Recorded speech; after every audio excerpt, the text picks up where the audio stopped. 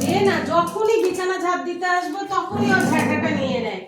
যে ছোটবেলার থেকে ঝাঁটাটার ওপর ওর লোভ, যে 5টা কাঠি আর 5খানা কাঠি সব ও নিয়ে নিয়ে শেষ করেছে। দে মা দে, দে আমি ঝাড় দিই বিছানাটা, দে। আবার গজরাচ্ছিস কেন, গজরাচ্ছিস কেন?